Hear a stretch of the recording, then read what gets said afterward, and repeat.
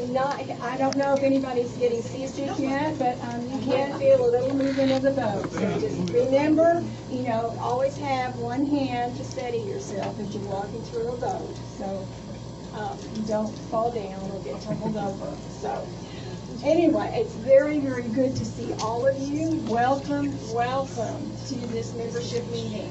I want to thank particularly Francis Morey and Mike Westergren for hosting us here.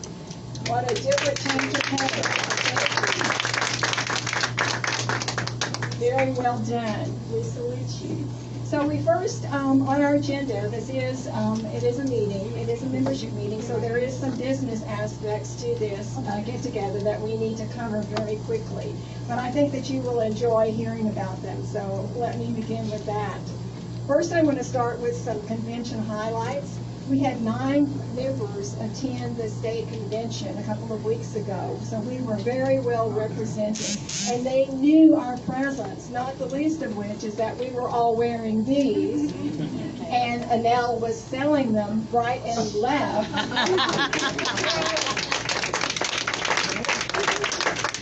So we made a statement, and everybody paid attention, and so we were thrilled to have that opportunity.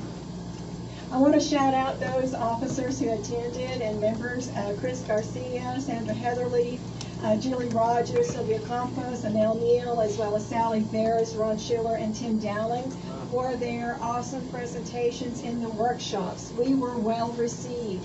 Our league had 2 workshops that it was leading at the state convention more than any other league. So that's all of you for making that happen. I also want to share with you what a big impression being there was. And because we were there and because we presented, I wanted to show this with you. We are a superstar league of 2022. This was done for our program at Work in the Community. We call the League Program at Work in the Community Virtuoso. For their amazing work on lead in their city's drinking water, truly a study that leads to action. So again, hats off to them for the work that they did. Catherine, can you hold that up for me? Okay. Let me get this up. Thank you. You bet. We were all first-timers except for Chris and Sandra, but we learned very, very much and have already begun to network with other leaders throughout the state.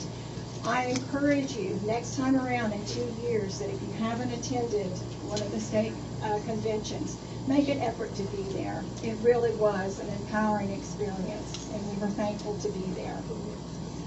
So, just a reminder that coming up, membership renewals, our league year is from June 1 through May 31st. Although with Club Express, it doesn't have to, it's going to be a floating. Whenever you sign up, that's when your renew date is going to be of the next calendar year. So just keep that in mind. Make sure you check that out on our website. Also want to tell you that we're coming up on the very end of this league year, the 2021-2022 league year. So our annual meeting is due, and that's going to be in May the 18th. And that's going to be from 6 to 8 p.m. This is just advance notice. This is going to come out to you in an alert as well as being in the voter for next month. But you'll get a special invitation. It'll be 6 to 8 p.m. and it's going to be at Eris Seafood and Steaks on Staples. We've had our annual meeting there before and it was lovely. Cost will be $30 per person. Reservation should be made no later than May the 8th so that we can give Eris an accurate head count. Please speak with Annelle about purchasing your place at the table. And please remember also that friends and family members are always welcome to attend as well. Bear in mind that we need to get this information in to them because as with many businesses, COVID has hit them hard and so they are understaffed. And it's a nice thing to be able to help them stay in business. And plus, their food is good. We know that. The other thing that you need to do is please check your emails for important documents that are related to the annual meeting. A slate of officers and directors, the 2022-2023 operating budget proposed, and proposed bylaws and policy guide amendments, and proposed updates to existing position statements.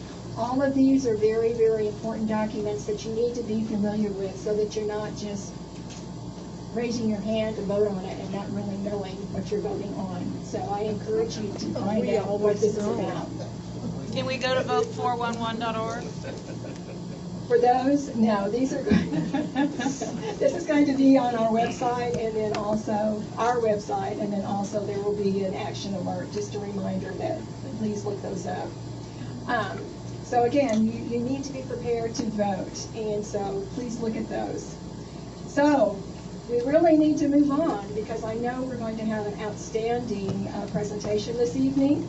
I'm so pleased to see all of you here. Some faces I haven't seen in quite a while, and I'm so pleased to see you here today and tonight, and look forward to more opportunities to get together and do one-on-one again. So without any more one more thing, I forgot. We have a raffle.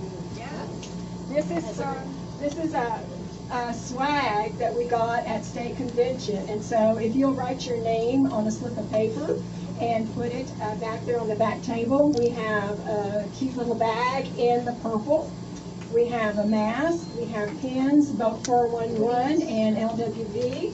So there's also a pin and a lanyard, all in the gorgeous royal purple of us as a nonpartisan political organization. So feel free, there's no charge, we just want your name and email address on those. So this will be at the back of the room. So now, I'm going to move forward and bring you on and on. Julie Rogers, our Vice President for Program, and she's going to have some really good information to give to you. All right. Hello, everybody. Welcome. And happy Earth Day on the Bay. All right.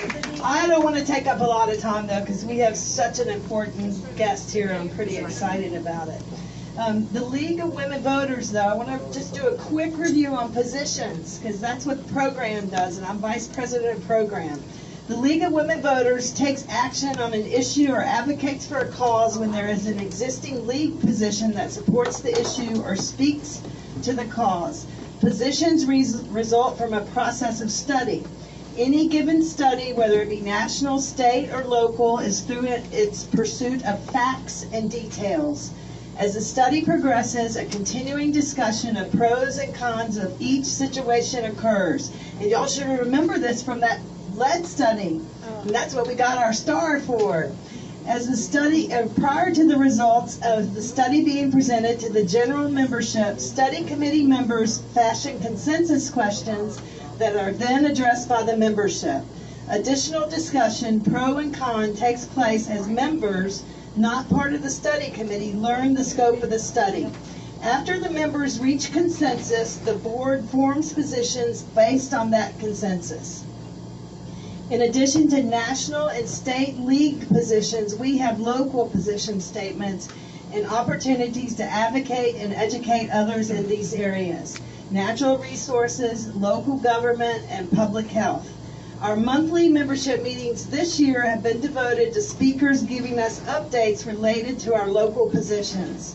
This month, though, Peggy Duran, who is a member of the Natural Resources Unit, found the League of Women Voters Texas position on climate change, and then found a community member and expert who could speak on climate change, Mr. Armon Alex. Thank you, Peggy.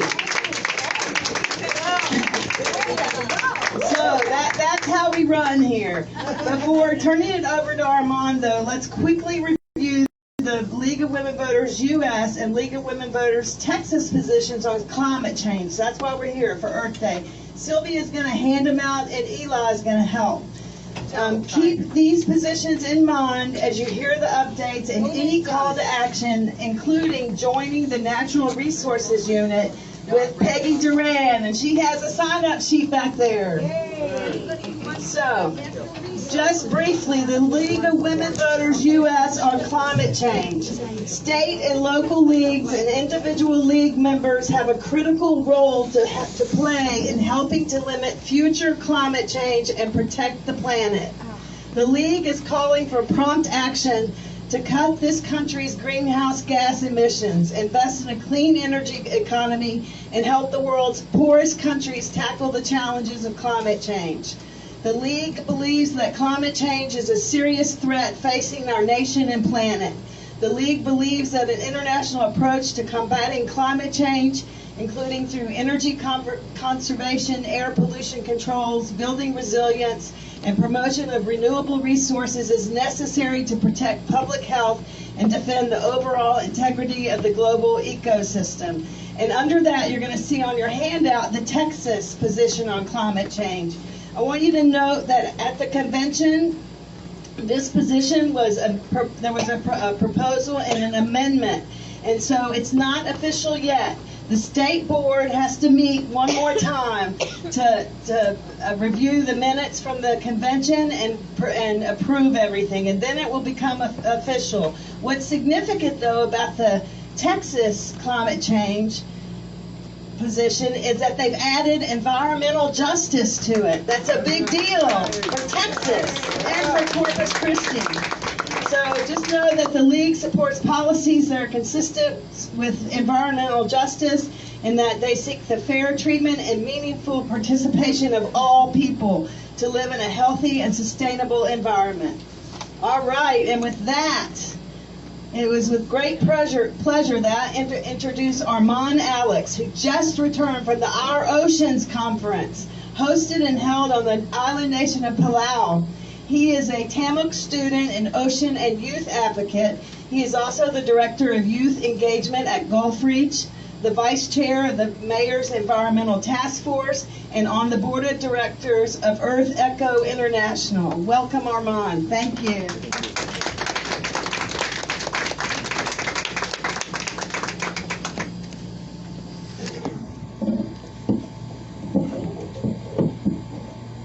Get this off. There we go. Howdy, everyone. How's it going? Great. Great. It's such a pleasure to be in front of you all. See if we can get this working. Can you all hear me all the way in the back, just clearly? Yeah. Perfect. Awesome. See if I can get my mask.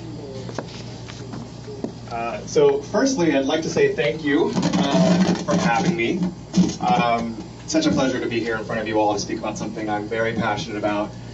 Thank you to Peggy, thank you to Julie, some of the amazing folks that reached out to me to be able to even have this opportunity. I'm very grateful. So let's give them a round of applause. Thank you for reaching out to another young person in the community. Besides that, I wanted to apologize in advance. We all understand how windy it is outside, so if my hair looks a little crazy, you'll have to forgive me. It's very, windful, and I wasn't running a mile outside. The wind was running a mile through my hair. Also, Julie mentioned that I just got back from Our Ocean Palau, so jet lag is a thing. 14 hours ahead of time, coming back through Honolulu, Guam, jumping time zones. I think it was like traveling for 3 days, basically. So you'll have to forgive me if I mutter up some words or stutter a little bit. So very grateful to be here. So thank you for having me. When I was in Palau, I just really kind of want to touch up on this conference a little bit. This was an ocean conference, and something that we've seen as a global community whenever it comes to ocean conferences is a lot of talk, not enough action. So somebody asked me, you're a great advocate doing this kind of work in our oceans. Why did you specifically go to this ocean conference among all the rest? And I can answer that pretty briefly. In short, the ocean conference emphasizes the importance of commitments from national governments, strong, tangible, actionable commitments that they can make to help protect our ocean. And that's the main reason. I'm proud to announce that through some collaboration with youth delegations from across the world, myself as a U.S. delegate there, we were able to make about 410 commitments from national governments, organizations, businesses, profits, nonprofits, as well about $1.6 billion and money dedicated to protecting our oceans. And so I think that on a global level, that needs a little bit of a round of applause, because that's actionable stuff, not just talking and deliberating a little bit. Thank you for the introduction. I really appreciated that. My name is Armon Alex. I'm from Corpus Christi, Texas, born and raised. Lived a little bit in Houston, but Corpus Christi is home. I have family from here. My mom, Araceli Martinez, and her mom, Araceli Martinez, and my father. So our roots in this area run deep, and so you would all understand the passion I have for protecting our region. I'm an undergraduate student at A&M Corpus Christi. My main background is in science communications and public relations. I was originally going for marine biology, but I understood that I don't like to do the research. I like to talk about the research, so let me communicate science in that regard. I'm on the Mayor's Environmental Task Force, and I have quite an extensive background in community engagement in our area, specifically about the issues our community faces as a coastal community. I'm not going to go into detail about that because I don't think I'm here specifically to talk about the climate science. It exists. I have these conversations all the time about having to, put background and support climate science.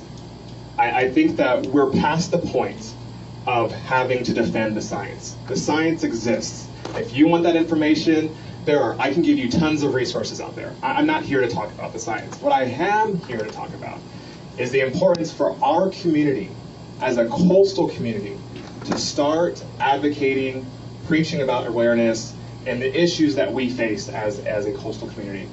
And so I want to briefly kind of touch up on where we are right now as a coastal community in terms of climate change. So first on my list is sea level rise. NOAA just recently came out with a report. You can access it online, directly looking at sea level rise. And not just in the US, but globally. How in the next 15 years, sea level rise will impact our communities.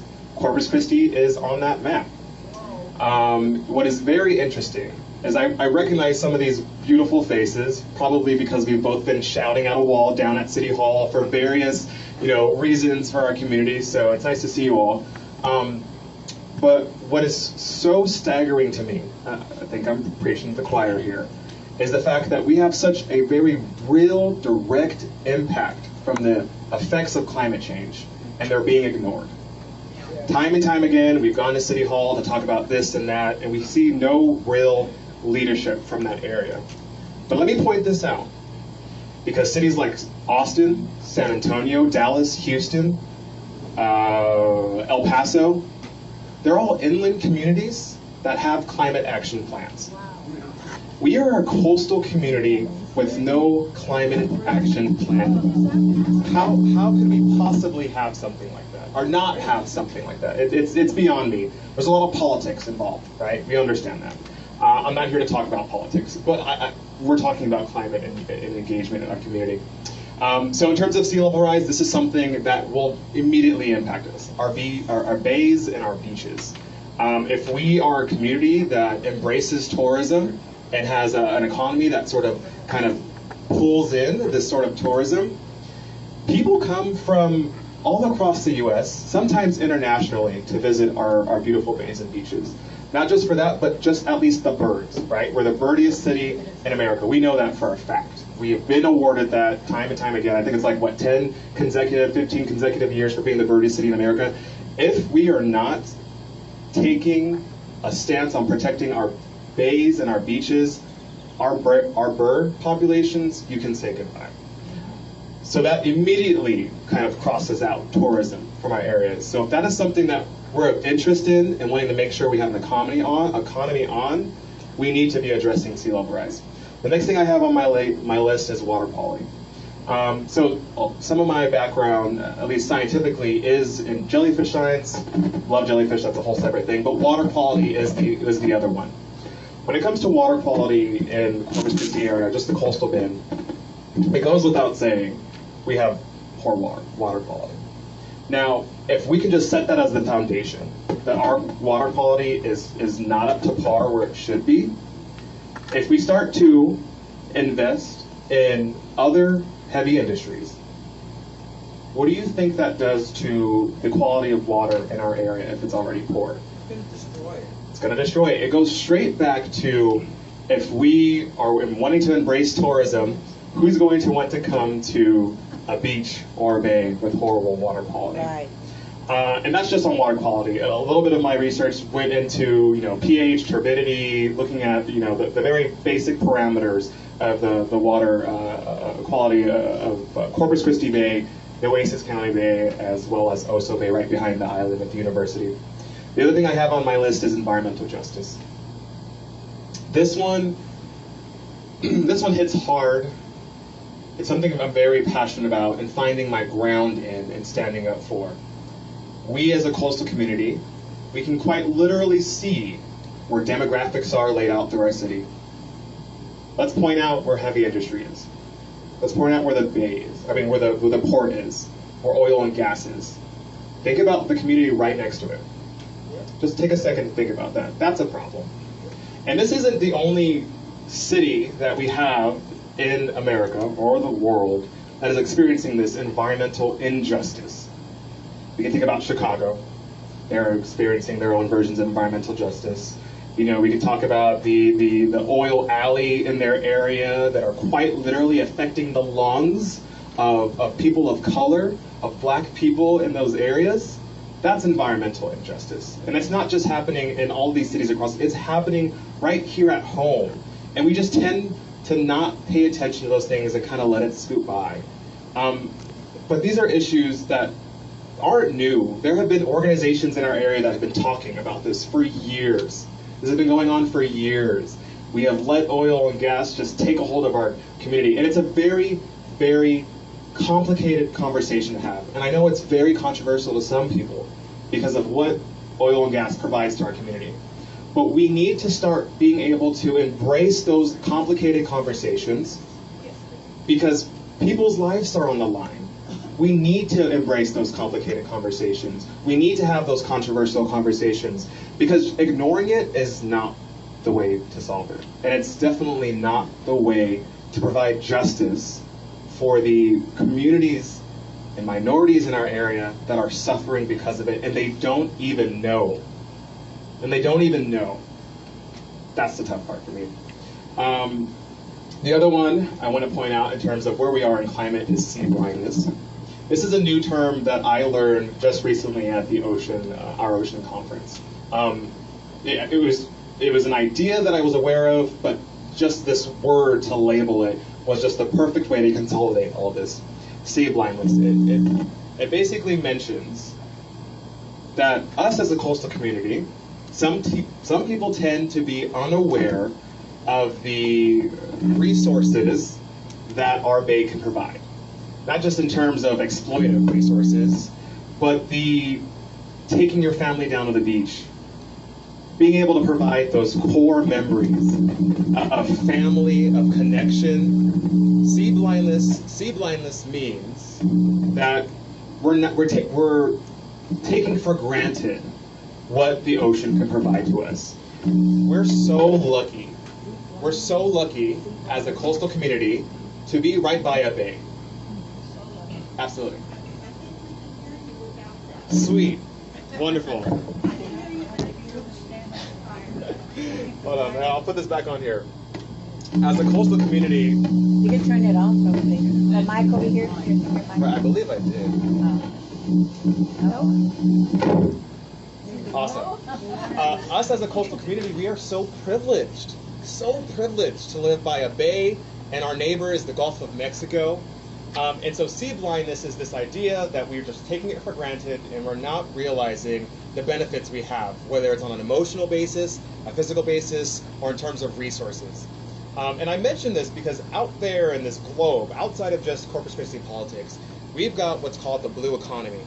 What we are noticing on an international level is this shift from oil and gas to investing in resources that the ocean provides, like wind and wave action that can, drive electrical energy.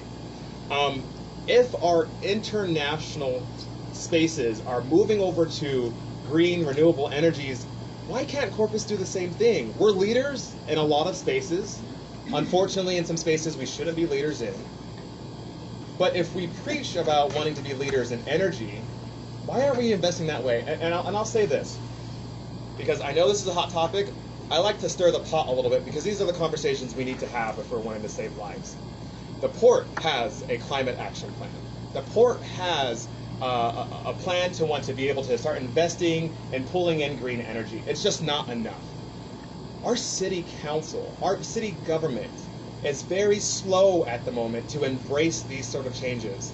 How long are we going to hold on to this oil and gas industry when it's being removed from the international space? That is very important. That very directly means we are going to continue to follow behind. We're going to be left behind again. And I think some of us can say that Corpus Christi has a habit of being behind in certain global trends, national trends. What we don't want to be behind on is the energy sector. We need these kind of conversations to come to the forefront whenever it comes to energy. Let's expand our avenues to the sort of opportunities that we can provide our community back to environmental justice. Because it is the justice that we need for each other to be able to move forward as a coastal community. If we are right here on the coast, and we know for a fact through science that coastal communities will be the first communities to be affected by climate change, and we don't have that sort of basic necessity knowledge at the city government level, we need to start pushing for those kind of conversations. My good friend Julie texted me early this morning. She was like, "So excited for you to be here." I was like, "I know, Julie, I'm so excited." She goes, "Armon, I would also like for you to throw out some action items for the league as well, because I want to say this. I am so impressed with the leadership that this league has given in terms of at least climate. Hearing Julie talk about y'all's stance, that was very inspiring to me. I've been doing climate research and climate science for quite some time, advocating about getting young people involved in not just local government, but on the global stage whenever it comes to talking about climate science. So I'm very pressed in those regards. But in terms of action items, there's a couple of things that I would love to see this city, in terms of being resilient for climate change, to start enacting. I think we would need an overwhelming amount of support for the pieces and bits of knowledge that we don't have as a city on climate change. For that kind of work to be done, I so wholeheartedly believe that we need a committee from a city government perspective on building the resilience that we need as a coastal community that can also do the research. Because if we don't have it on a city level, if that knowledge isn't there, then we need to go and grab that knowledge. I know the league can do its own studies, and I think that's absolutely wonderful. But there is an importance on a city level to be able to have this tangible, physical research done on the effects of climate change. And quite honestly, we would not need to expend that much on it. NOAA, other environmental nonprofits around the world, international nonprofits, are already doing this research for us. Let's take from this knowledge that already exists. It's almost too easy not to do. We need a committee focused on building the resilience of our community in terms of how it will be impacted by climate change. We know it's happening. Let's understand as a community on a city level how it's going to affect us. We need studies to understand how it's going to affect our economies. We need studies to understand how it's going to affect the health of our children, of the people right now, everyone in this room. This committee should be tasked with those sort of things. And this committee should be tasked with also spreading the awareness of climate change. This committee needs to be run, it needs to be facilitated, needs to be built up of community organizers.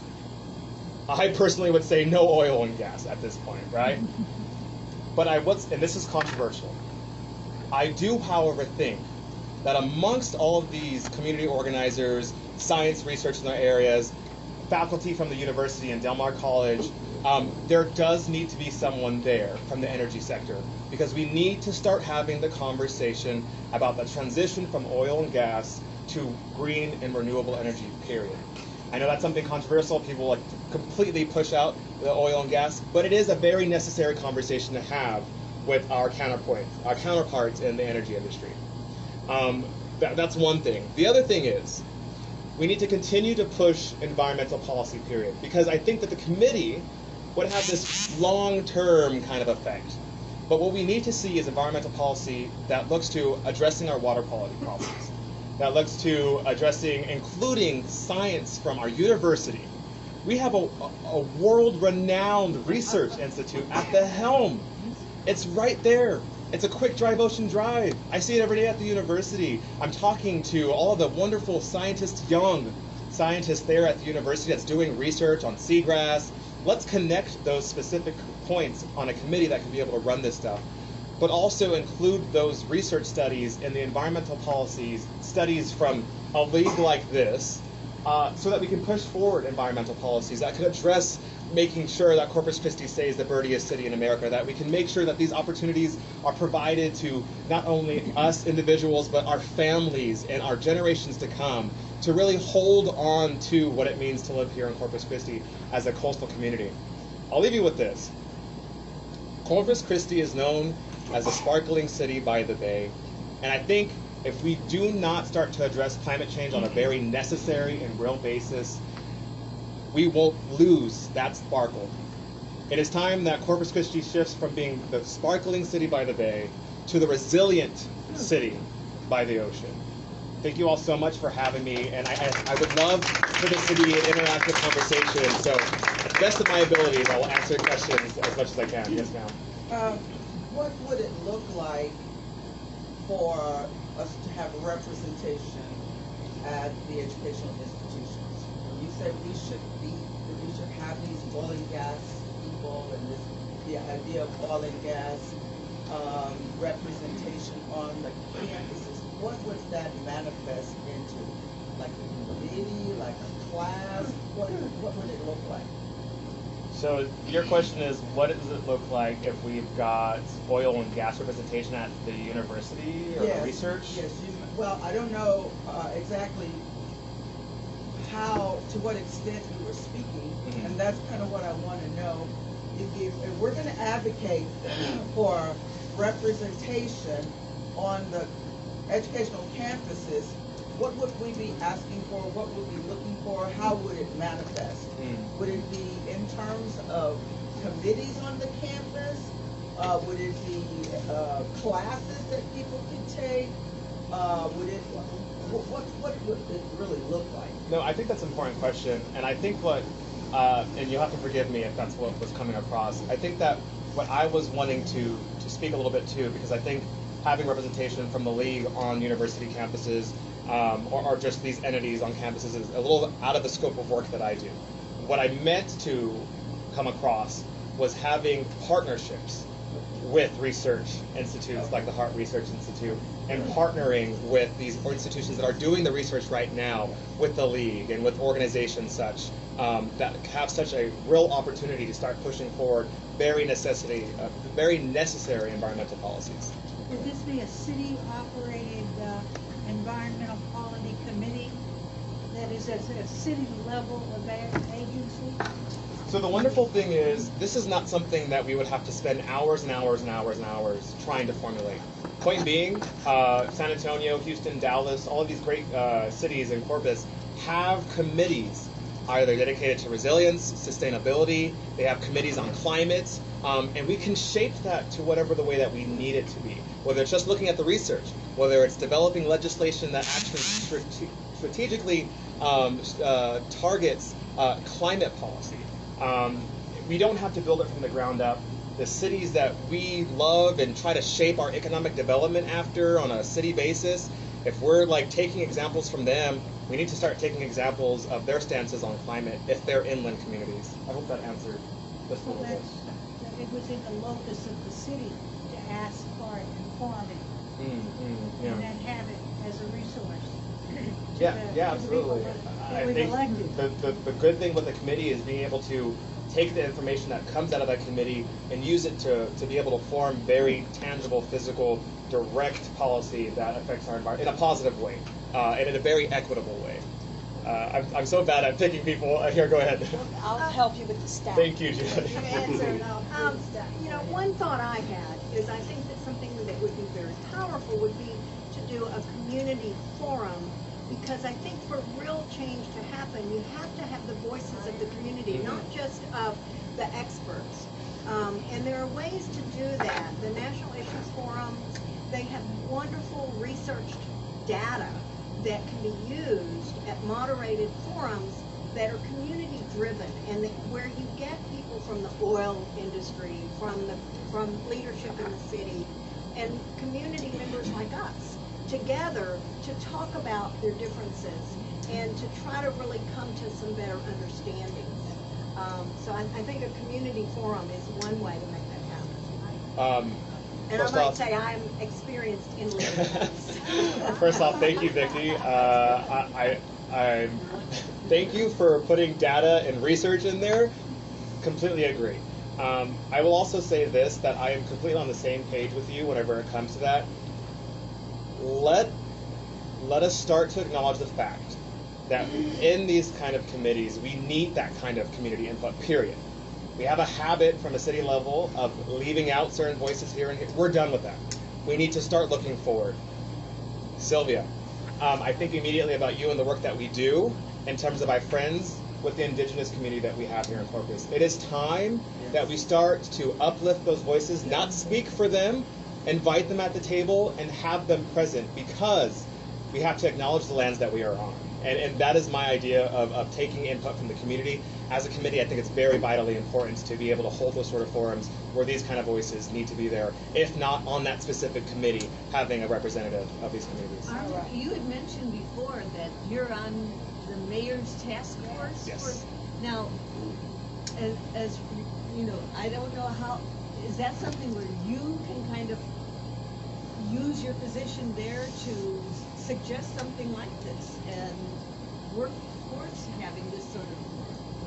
Yeah, thank you for addressing that. So, the Mayor's Environmental Task Force. Let me walk. Just a title or what? Everybody turn off your recorder. Let me walk a thin line here. I think that the Mayor's Environmental Task Force is great at doing small environmental, planting trees, addressing the marina trash, these small kind of effects. I don't think it is prepared for the kind of issues that we are talking about. You're not going to get it there. So instead of waiting for a seat at that table, we need to make a table of our own. And we need to start being able to pull up. All right. Good, and thank you, Vicki. Peggy, Paula's next, and then Sylvia had her hand up. Paula? Well, no, it's exactly what I wanted to say, and I didn't want to put you on the spot. No, thanks. Do it. Put me in the hot seat. No, the thing was that we were so hopeful when the mayor decided to create this environmental task committee. I was like, oh, finally, right? We have some great people, but it wasn't used on a really bigger scale that we needed. So I'm hopeful with the league members here. That's what I mean. The league has done. I'm just so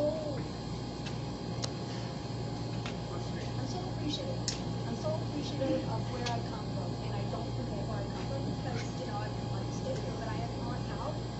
And yes, this is like you have to know that it's not any better. I mean, like this is the gem, and we have so much to protect. So I'm grateful that Vicki suggested the forum because I think that's one thing that we can do, create our own table. So I'm just grateful. Thank you. All right, so we have a stack going. We have Paula, then we have Alice. And in regards to the forum, great idea. Make sure to bring it up at the annual meeting too. All right, so here's my 2 cents. My husband was a production and geologist in Bakersfield, California. Every time they wanted to put a well pad down, they had to call out a California state biologist to come do a survey of blunt-nosed lizards and giant kangaroo rats, and then they had to have a rattlesnake wrangler come out and clear environmental stuff went into this. His whole point with regulation was an oil company needs to know what the regulations are months in advance. They can't be changed on a dime. It takes takes months of planning to put a well down. However, if they know what the regulations are, they can do that economic calculation. And our problem is that we have lots of regulations that are not actually implemented. So I would urge whatever committee gets formed to make sure that to review the regulations on the books and are they being followed. Additionally, the company that he worked for broke off into two companies after he left, and one of the companies was saddled with all the orphan wells that are emitting all the methane and all the debt, which means they have no money to clean those wells up.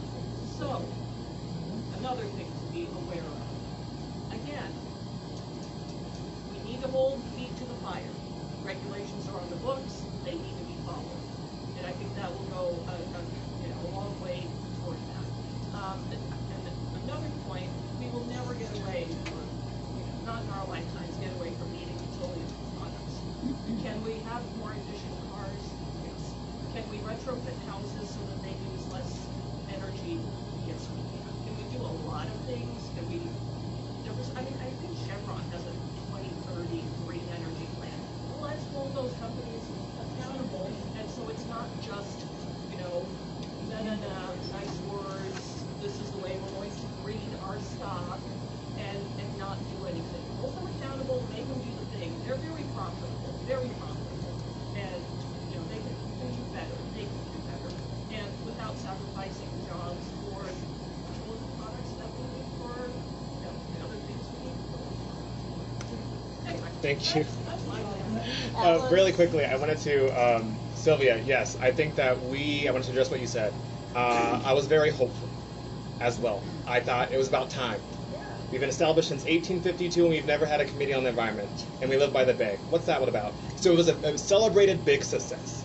But like I said earlier, I just do not think I would not put all of my eggs in a basket with the task force in terms of these bigger, bolder environmental changes that we need, because it's operating on a very small scale. It's doing great work in that regards of being able to achieve some of its objectives, but it's not operating to what we are needing. And to the degree of regulations, I think that you would be perfect speaking to Gen Z, right? Because I think this is a generation of action now. In terms of regulations, we need to also address the fact that regulations, let's acknowledge who those regulations are benefiting. There are some that we have in action right now. There are some that are opposed and aren't being implemented, and that starts at a leadership level. Who is not implementing those regulations? Who are letting these things kind of fly by? There's very many ways to go about that. But we should also not have to operate on oil and gas's dime, or not dime, but letting them guide these conversations. We're done with that. We need to start taking hold and holding accountable these people and calling them out when they're not, providing the bare necessities for the people that they are representing, especially people of color, especially in minority groups where they are being the most impacted by oil and gas. And that's what I have to say to that. I'm sorry. Thank you. We have Alice and then Peggy Banyamas. Okay, I'm going to try to make it brief. Sue. But as a teacher, that's really difficult.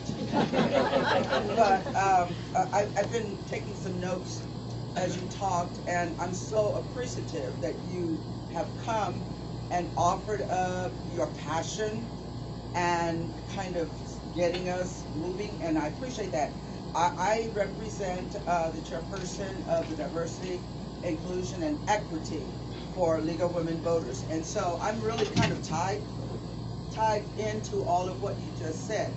And so I won't go on and on. I'm going to read from what I wrote. First of all, I think the leadership of our city needs to be educated. Now, we can go and just propose things, and they'll say, have a few minutes with us and say yes, yes, yes, and under their breath saying, oh God, when is he going to shut up? We all know that that's what happens in elected offices. But we need to have some vehicle to get into the heads of these people to really truly understand what research says about what we're trying to do here. We're trying to save our planet. And we are specific to the coastal bend. So our leadership is not tied into research. They're there to get votes and get back into, and I'm an elected official. Just trust me when I say I'm talking about myself as well, but I try to do what I was elected to do. But our officials do need to be educated on the seriousness of this and how they can actually facilitate this if they choose to do so. The other thing is, as a member of Corpus Christi, I was born in Robstown, but I was raised here. I have friends and family that lived in the Hillcrest community, and all of you know what the bridge has done to those communities. And every time I talk about it, I want to just break down and cry, but crying is not going to get the job done, so I have to use my mouth.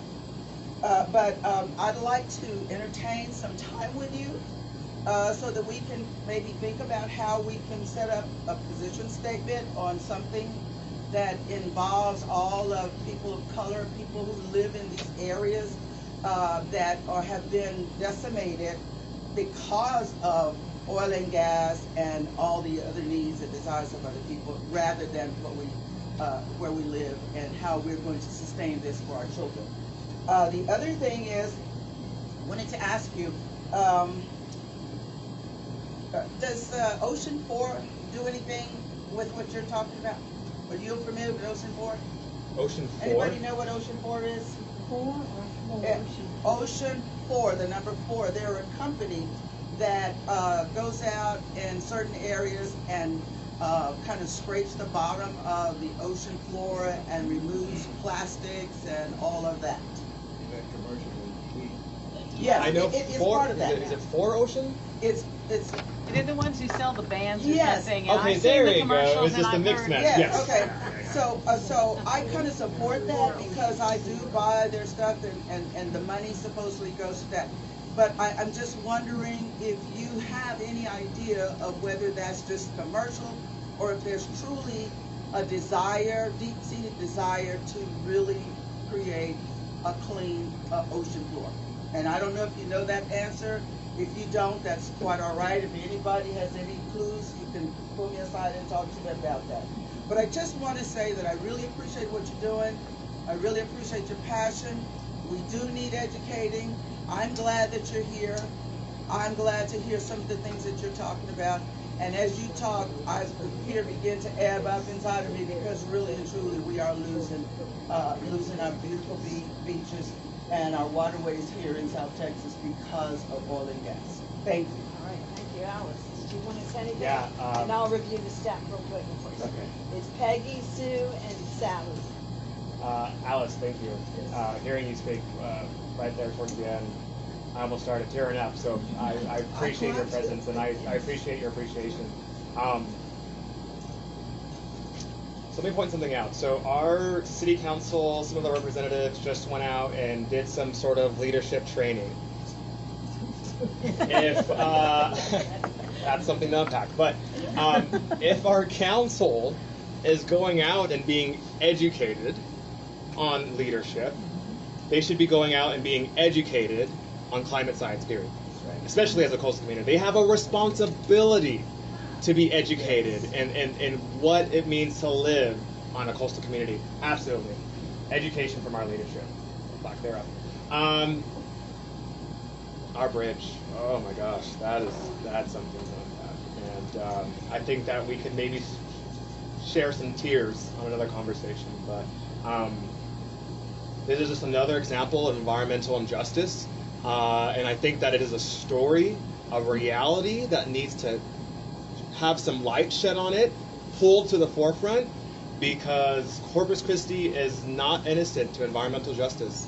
We have got some very real, direct problems going on in our city, and we need to start maybe inviting some organizations that look to highlight those specific stories, because Corpus Christi has plenty of those, and I think that is a very real, necessary one that we need to address. And remind me of your last few points there. It was the 4 Ocean, yeah. So very interesting. This is This is a little controversial in terms of like marine biologists and plastic scientists. So the answer is yes, they are doing a really great job of cleaning up our oceans. I think that what was kind of misconstrued in some information is how much they're doing.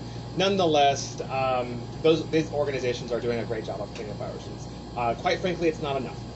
They don't have the economic incentive, the financial incentive to continue to kind of do this work. But this big idea, like I mentioned, on an international basis, is blue economy. When we start creating incentives on a governmental level to be able to support these sort of efforts of cleaning up our oceans, Corpus Christi needs that. I didn't even talk about the plastic pollution problem in our area. It's a very real one that we need to address. Something that our potential committee could actually start to address. Talking to organizations like For Ocean, talking to organizations that would be able to sometimes pro bono provide the equipment, the manpower to come and start cleaning up our oceans. Not just the water, but oh my goodness, have you guys been to like McGee Beach and seen the nurdles or just like the tiny little plastics that get washed up? It hurts my heart to see. It hurts my heart to see marine life trashed up and all of that. So Alex, let's have a conversation. I definitely think that we need to get together. Good. And we're back to the stack. Peggy, and then Sue, and then Sally. I'll make my notes. I hope everybody can hear me. It's very hard. I know where y'all can hear me because I'm so It's loud and clear. No. But I know you don't want to get political, and I agree with that. However, I think there comes a point where you have to get political. You have to have representatives that will listen to you. I, too, am very taking a lot of pleasure in what you're bringing to us, the education and your presentation. I would like to see more young people like yourselves involved. I think we here there's such a throw of,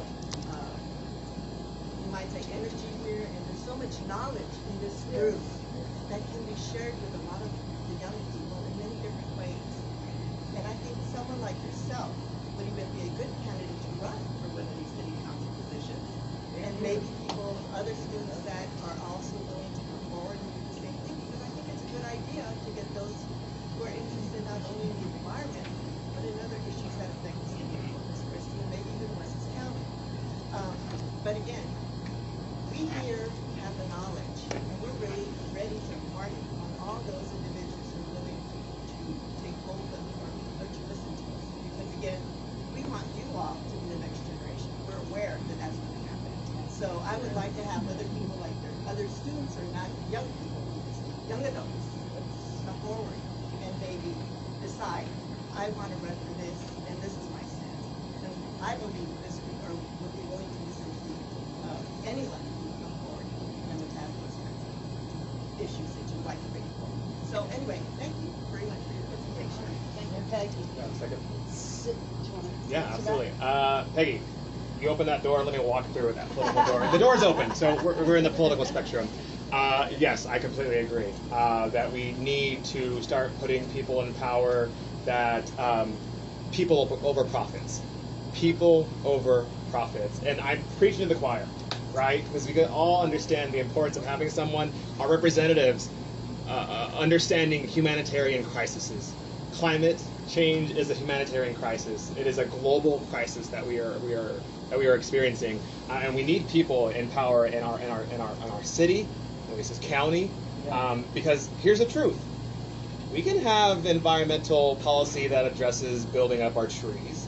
That's fine and dandy, and I love the way that trees look, and I understand the importance of trees and what it provides to our ecosystem. But if we want long-term, concrete, equitable environmental policies that last a while, we need to start putting people in power that understand the very necessity for those. And the way that we can get these concrete environmental policies is by investing in politics, because that is, sometimes you have to play the game to get there. Right. And we need to play the policy game, because we can, as organizations, create our own kind of efforts and actions.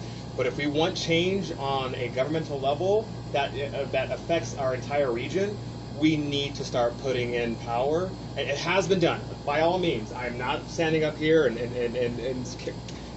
garnering myself as an expert. I'm just saying that we need to continue, and if not put more effort and spread more awareness about the importance of putting people in power. Again, preaching to the choir. In terms of people that simply just care about people, about corporate people like Alice and Peggy, people like Sylvia and myself. They just care about us on an individual level. To be able to sit in a room with oil and gas and tell them no at $500,000 and yes at protecting humans. Because when it comes to those kind of conversations, we need people that will not bend over to oil and gas. We need people in those rooms and those conversations that are willing to stand up for the people of this community whenever it comes to issues affecting our environment. I hope that kind of address what you're saying, Peggy. I completely agree with you, and I understand that we need more young people. There's a way to do that. Let's talk about how to invigorate young people. Some of my background is environmental policy as well. I know what that looks like. I understand as a generation, we are about action, but we're also a generation about driving political power. I hope I could stand in front of you all and hope that you would understand that we understand the full extent of how powerful young people can be when they stand behind a very strategic, actionable campaign around our globe. We can look at this most previous presidential election, right? A big number, a large number of people, young people, stepped up to the plate and voted and pushed that election over the line. I personally settled for Biden, but that's another story I can have with you guys. But nonetheless, it got us away from something that would have been a lot more far worse. Yes.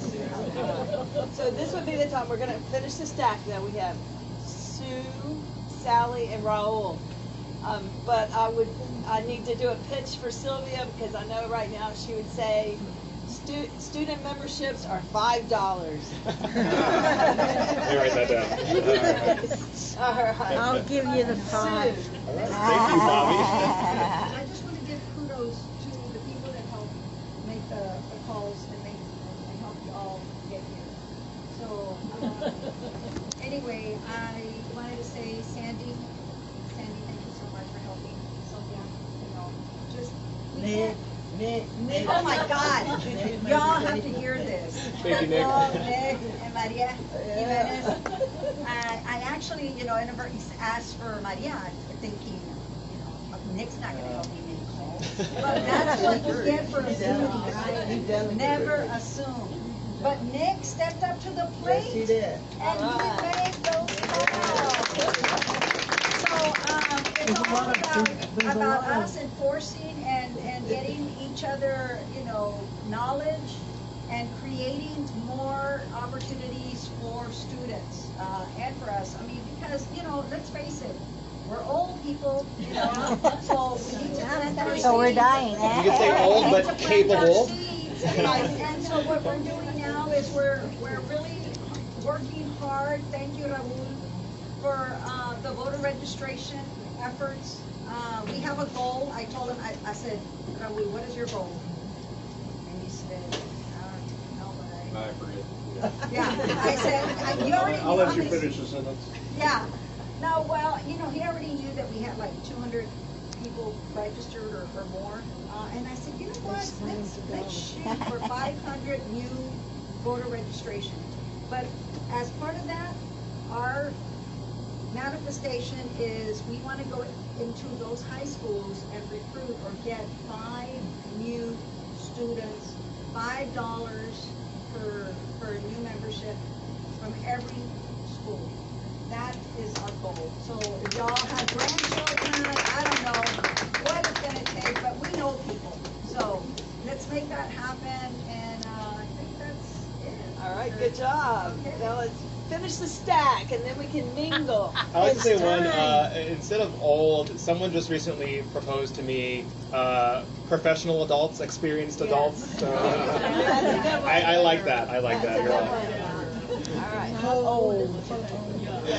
That is a good one. I had an experience where, nurses, as they age, they call them seasoned nurses. There There was a nurse from Canada who hadn't heard of that yet, and so she came out on stage and she said, "Hello, all you spicy nurses." And I really like that. So, let's go back to the stack there, because Sue has been so patient waiting for her turn. No,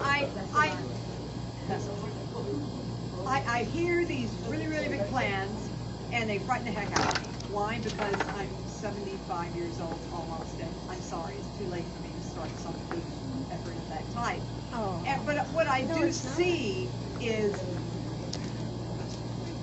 at least the council finally started your committee. And sometimes you can get people to join if they say, we just need you to work on this little project over here, and it doesn't frighten them away, is my point. And particularly where students are concerned, because sometimes they're here only for a short while. You know, I was recently at I was at Earth Day, and with Raul and I, we were sitting there, and I noticed that as we were, on one side of that park was a table that said, "Down with the desalination plant." And on the other side was this other table saying, "We have to have this desalination plant." And obviously one was the port, but when you talk about power, and yet we know in our gut feeling that putting that plant, I think, where they're going to put it is going to harm our bays irreparably. And yet who's going to win that battle? The port. The political power and the one with the money. The money. And yet no all one the seems to money. be speaking in favor of, yes, I love the salination, but can we move it a few miles out to the Gulf? Something along that line. Sometimes just working on little things that just really attack your interest is great, as opposed to, let's save the world today, is my point. I think that's a good point. I know one of the things that Armon, how we found him is, this is something that's something to work on, public comments. Yes. We all just did that through redistricting. Other people have talked about other things.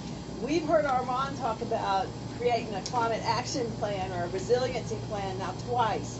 So if you're looking for something to do that's easy, get up there at public comment and let's have a choir of voices. Because really, I know it feels like somebody, that another entity or industry has the power.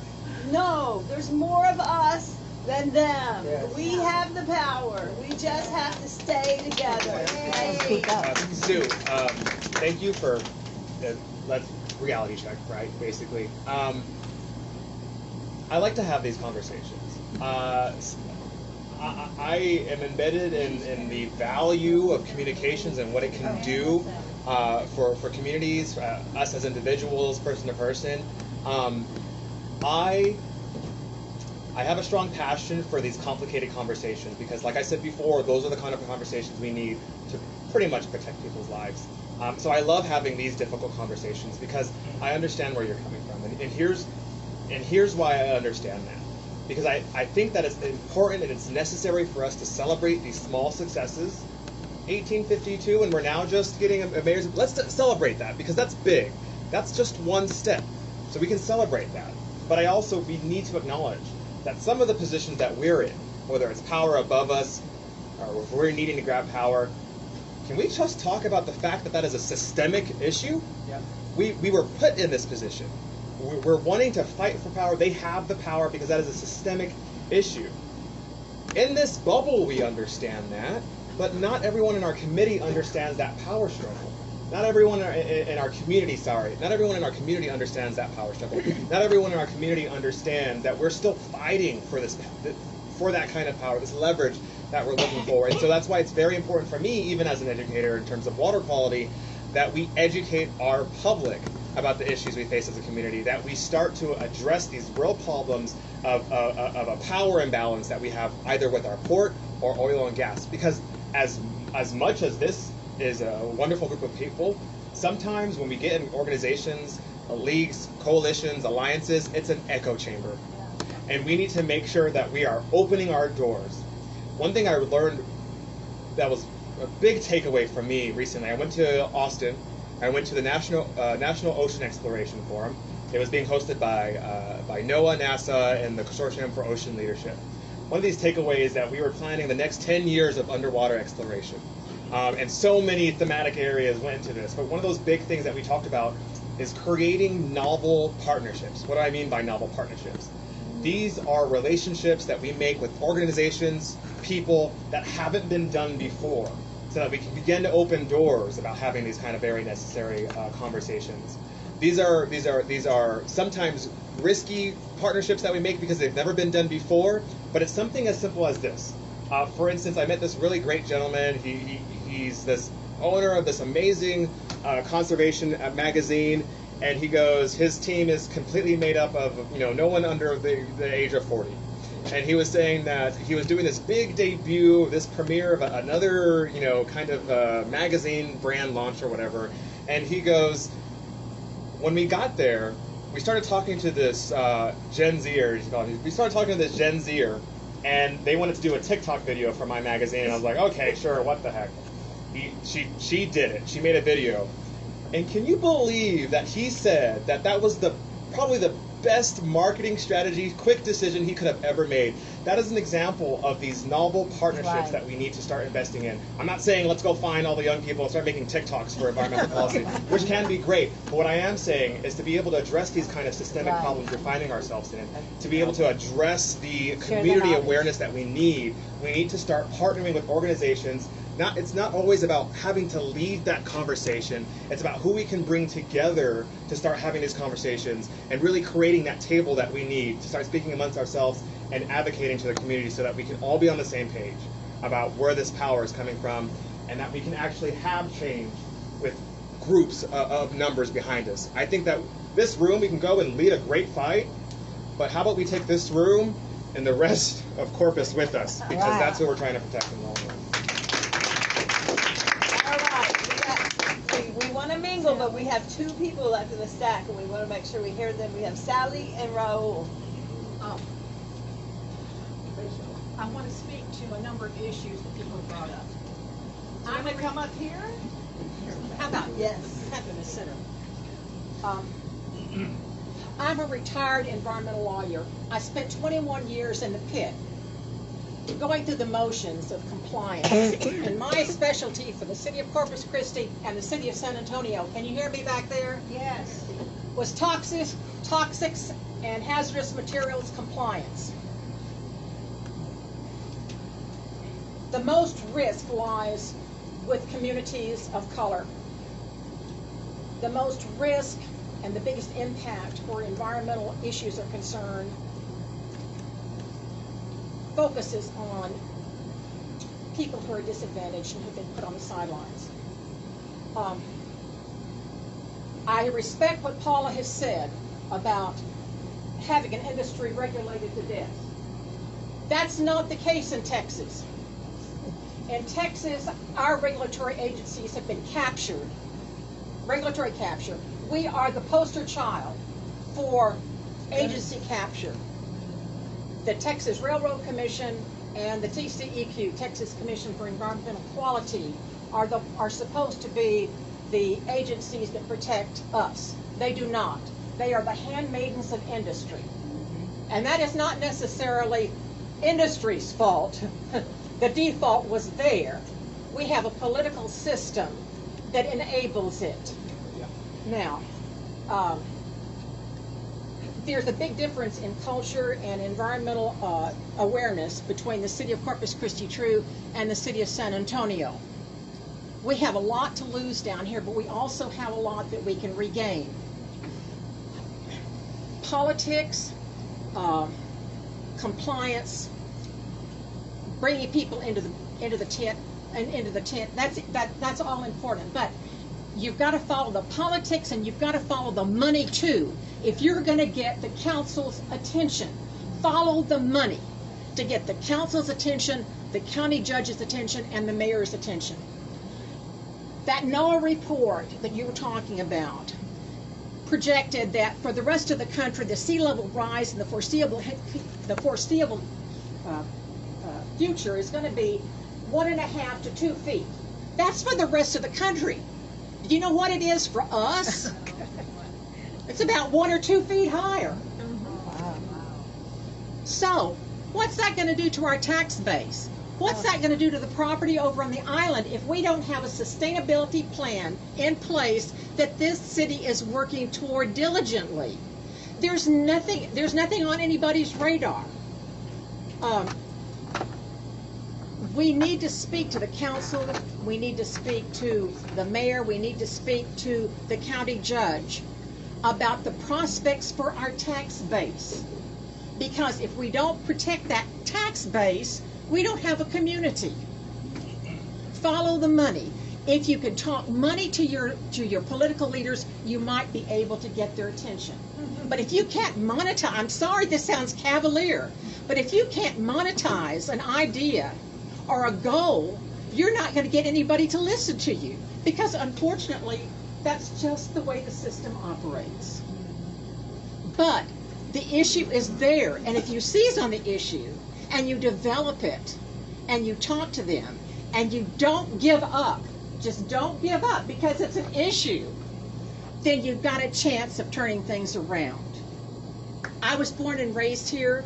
My family, from the mid-1930s until 2012, made a living out of this bay catching fish.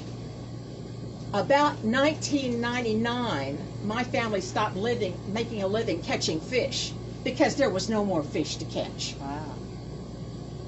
But it's still beautiful, and it's still a tourist draw, and it can be preserved for others to come here and for you too who enjoy living here in Hoover, who came here because of the beauty and the breezes. But thank you very much for listening to what I had to say.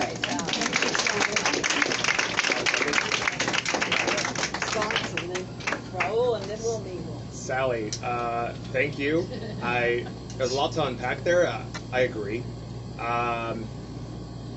Man, that was wonderful. And I'm not going to reiterate anything that you said because I think just in that moment that was very powerful. So thank you for standing up and saying that. I think that there's a lot for me to take away as well. I think that in terms of maybe some reflection on what you were just saying, I think that you're right. This is the system that we are playing, but like I said earlier, we need to address the systemic problems that put us here in the first place. We need to acknowledge that. I mean, I think that it is important for incentives for this kind of environmental, inventions, whether it's like, cleaning up our bay. What's the incentive to do that? Do people have the ability to be able to make a living off of that? We can talk about that. I think that's very necessary. I think that the entire idea behind blue economy, it blue for oceans. It's an ocean-based economy. The entire idea of a blue economy is being able to protect our oceans, but being able to drive economies off of it, being able to provide resources for your fishermen in your area through sustainable fishing. This is a lot to talk about, and I think that you were also saying that this is we've got a role to play on a global level, and here's an example of that. Our Ocean Conference. I just recently got back from it. It was a 2-day conference. I mentioned how this was vital to ocean conservation and really trying to push around addressing climate change and providing some very tangible, concrete, either financial or just commitments on another end. This conference was hosted on the small island nation of Palau. 18,000 Palauans live there. Only 18,000. There's a lot there's a lot for me to take away from that trip, but one of the biggest things that I will carry around for the rest of my life is being on that nation, seeing the very direct effects that they undergo from as a big country, the things that we are doing in terms of negatively affecting our environment. And I remember wading in the water on one of the marine protected areas they had there and thinking, how dare we not acknowledge, how dare we continue to operate as normal? We are undergoing climate change effects here in our community. Absolutely, the things that we do, the environmental policies that we pass, has a global impact. Whether it's representative, symbolic for other communities, coastal communities to take action after us, or whether it's very direct. and small island nations like Palau that have to undergo extreme weather events, typhoons and hurricanes, plastic pollution. I remember walking through their islands, hanging out with the locals. They were showing me these beautiful spaces I've never seen before. I've never seen such vivid colors, such vivid blues, and such vivid greens of in the corals, in the fish, and the jellyfish. And then turning on the beach, not even just a few degrees, looking down at the ground and seeing a bottle cap on their beach. This beautiful, pristine area, and that was just the plastic pollution. So absolutely, we have a role in the global economy, the global effort of this movement, the global climate crisis, the things that we do here in this. I don't mean to put that weight on your shoulders, but this is the reality of what we are working with. And I truly believe that when we try to push forward in these efforts and overcome the climate crisis and work together, keep in mind the effects that we have on a global level, especially those small island nations like Palau, because they are not just one. There are many islands out there. We can look at Hawaii, for instance. Hawaii, just as an example. The Maldives. I talked to a few people outside about the Maldives. These are island nations all over the world that are experiencing right now sea level rise. Not just 1 or 2 feet, 5, 10 feet differences. So I just think that's something to keep in mind whenever we talk about our global impacts and understanding our footing. All right, Raul, you're so Okay. patient. Sorry, Raul. Great. Thank you. Yeah, I'll keep it brief because many of my thoughts kind of already echoed here. I'm echoing some of the thoughts I've already brought up. But two things. I was skeptically happy to see that the City Council unanimously had opposition to the port's intent to build a desalination plant. That was yesterday, I believe, right? I think I saw that in the paper. I don't know what the politics are in that, so again, skeptically happy about that. Because they want to do it. But you know, Sue and I talked about They this. don't have the you know, right.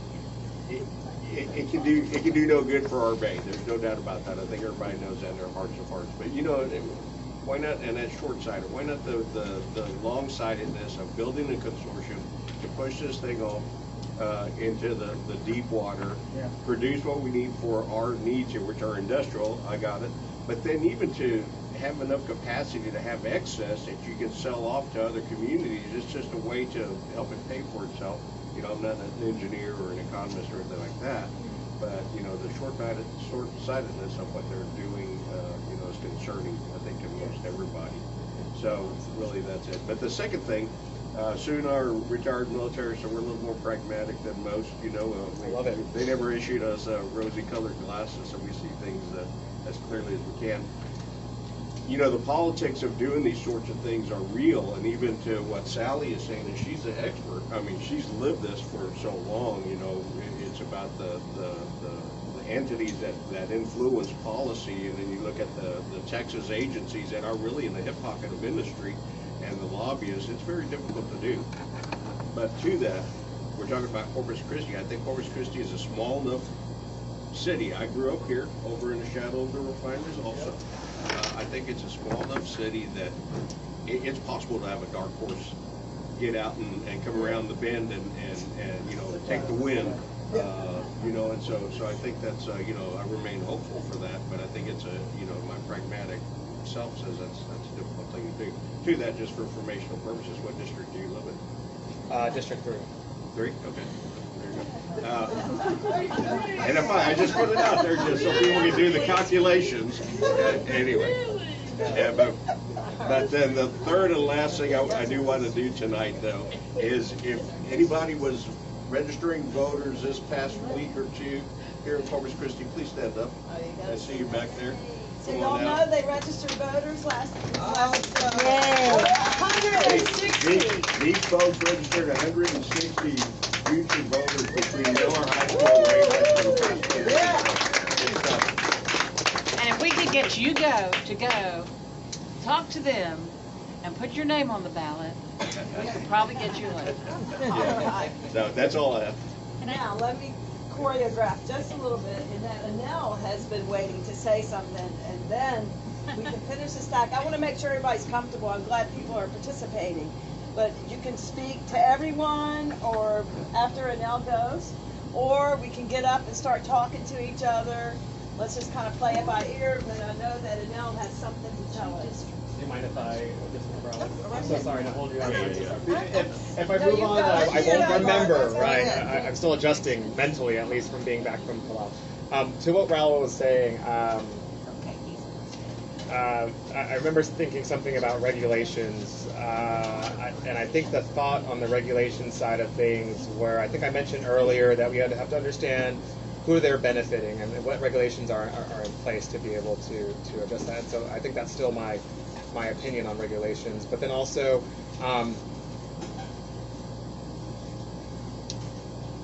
it's very easy to let the doom and gloom kind of take hold of us, and I understand that it's an uphill battle in terms of environmental kind of efforts. It's always been an uphill battle. It's an uphill battle in the South. It is an uphill battle for environmental efforts in Texas, especially in South Texas. And you know, I understand this like realistic viewpoint. Like, I'd like to think that I am an optimistic pessimist, because you know, we got the reality of things here. But if you're already expecting to lose, you lost. Right. If you're expecting to lose, you lost. That's not what drives communities at all. It's the hope. And I understand the very real need to be realistic, absolutely. But it's the hope that can get us there. It is the designing a future that we want to live in that gets us there. And that's what drives really big, in leadership, drives really big movements. And I think that we need that here. It's about time. We're all these wonderful ideas out of the years of preaching and out of the years of effort. Let's celebrate the successes that we've had. But we need to continue to invest in those novel partnerships, because it's those kind of partnerships that we make that we can develop more hope. If we can work together to establish that. And I'm not just talking about unicorns and rainbows. I'm talking about working together, instead of staying in our silos, working together to actually push forward on addressing the systemic issues, on addressing these regulations. We can actually make very tangible efforts. And that's why I think it's so important that we start to invest in the awareness of the issues that we've got going on. Because, like I said before, and I think I've said this already a few times, not the Corpus Christi as an entirety does not understand what we are talking about in this room. And we have the responsibility as holders of this kind of knowledge to spread that kind of knowledge, so that we can not only just protect ourselves, but our stinking community. We need to protect our community. And I'm preaching to the choir, and I say it with that kind of laissez-faire, but no, I mean it. It's about time that we just don't walk. We need to start running. And I am ready to run, and if you're not ready to run, let me pick you up. I'll run you down the finish line. But we have to remain in hope. Let's be realistic, but let's also remember that hopes drive movements. Yeah. Okay. Sorry, You yes. may be preaching to the choir, but you've given the choir some ideas and talking points to take away. So let me just say that. And the other thing is, I want to pick up on something that Sylvia was talking about earlier before we start losing people. On the annual meeting, Debbie is going to put that on the website very soon. And that's where you'll need to go to make reservations, and pay the $30 for a ticket for dinner. And so please use. It'll be on the front page of the website, and you should have the website information in your voter. If your only way to pay is to mail in a check, that P.O. Box 8276 is also on our website. It's also on the voter. But if you do that, if you're going to mail me a check, you need to email the email that's on the voter and let us know. We have a drop-dead deadline that we have to let ARAs know May 10th. We have to let them know on May 10th. So we've got to get everything in by May 9th. So, again, the vote doesn't want any food left here. So be sure you brought something to take it away with you. That's it. Thank you. All right, and Sylvia had her hand up. I haven't heard the word check in a while. One of the Sylvias. Yes. Is there a map that shows which areas of Corpus or Nueces County will be flooded in the next 5, 10, 20 years? If you're buying a house today, you need to get a 30-year mortgage, or is it going to be flooded? Are there maps that show this? Sylvia, I'm glad you asked this question because I think it's very necessary. The answer is yes. That resource is out there. What I also think that we... A&M has those. Well, that's why I'm saying, like, I think it's important that we start to speak to our research institute, and as a government, we need to start making sure that they're taking that advice and that leadership and that research into account. Those maps exist, Sylvia, but I will also add to that I think that we need more information about how our community will be affected, because I think that this is derived from international research, and I think that's, in some parts, some of it is local, but I think that we just need more information so that we can continue to drive these conversations on environmental policy. The maps that Sylvia asked about have been prepared by Dr. Lee, Dr. Jim Lee, and Dr. Philippe Tissot from Texas A&M University, and you can find it on, anyway, it's on the web. No, they exist, and in the platforms that we have, either as organizations, leagues, alliances, we need to push that information at the forefront so that it's something that people are completely aware about. Like, look, this is the way this is the way that climate change is going to affect us. This is real, this is tangible. If your house is in this red zone, you need to be paying attention. Well, and also during hurricanes. Where the flooding. The flooding is worse the higher the water is, and I don't think that the city council has figured that out. May I ask an informal question? Yes. I'm getting the sense that you're local, you said you're from Corpus. Did your high school experience shape your passion in any way? Could you elaborate a little bit on that? There's one. Another great question that I think I'm so thankful for you answering.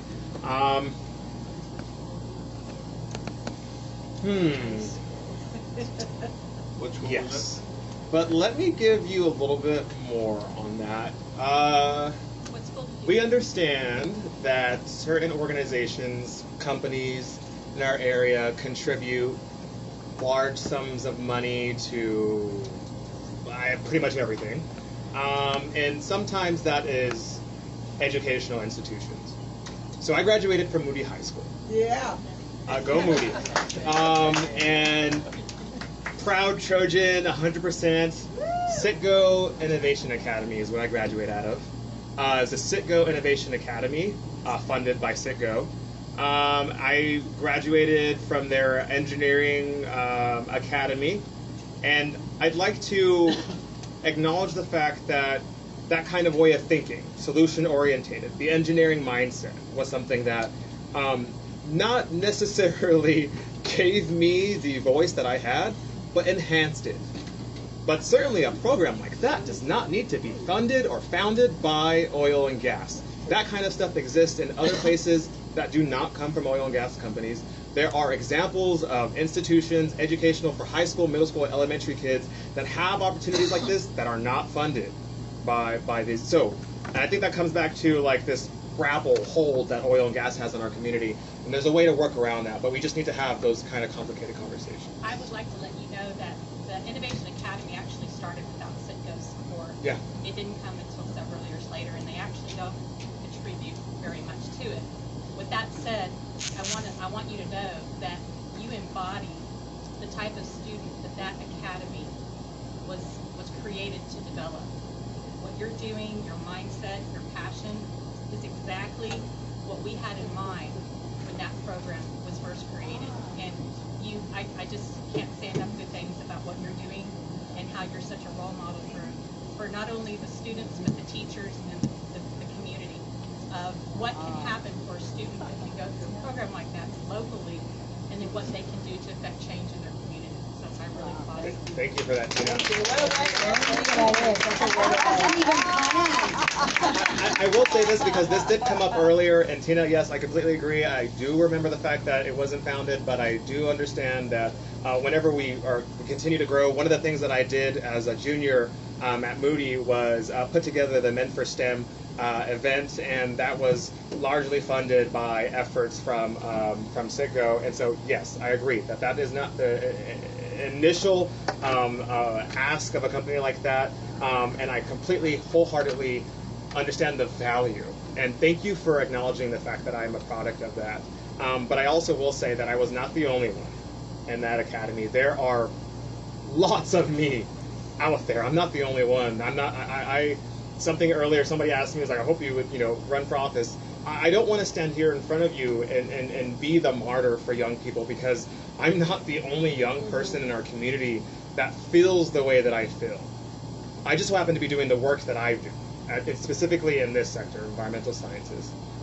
So I say that because I do believe that we have a responsibility to continue to reach out, not just to other, not just to me, but we have the responsibility to reach out to other young people in our community that would love to be able to stand up and speak, and let's give opportunities for them to speak in this kind of space. So I appreciate, Tina, for you pointing that out. But I will counter that with, there are others like me, and I'm certainly not the best. What a great night. I hope y'all got as much out of that as I did. Thank you so much, Armon. And I think this conversation certainly is going to continue. We can continue it tonight. But remember two things. Earth Day is tomorrow. 52 years we've been chipping away at it. Some can say we've kind of come a little bit. Believe it or not, it has gotten better. I know after hearing some of this stuff, it's better than it was 52 years ago, and I'll remember it. But we have a lot more work to do. The theme is invest in our planet. If you want to invest in our planet, do it here in Corpus Christi. Do it with sweat equity. We're not talking money. Go out, talk to people, figure out one thing you want to do tomorrow.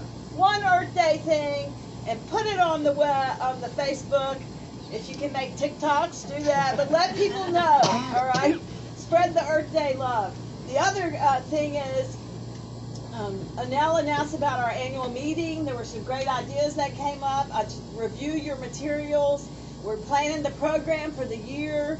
We put out something that was board approved, but we're a grassroots organization. The members run our organization. If there's something that you want to do and you haven't told us yet, you've got until May to let us know, okay? And if you have any questions or ideas, get in touch with one of the board people.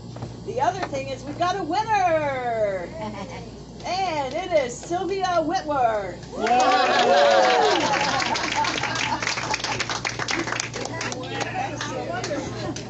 Here's your due. For membership. Yes, absolutely. Unless, Catherine, do you have anything to say, President Oler? Just thank you all for being here this evening. This has been a wonderful opportunity for all of us to be face to face again. And I know that we're looking forward to having more of those that are here. Oh, that's sweet. I appreciate that.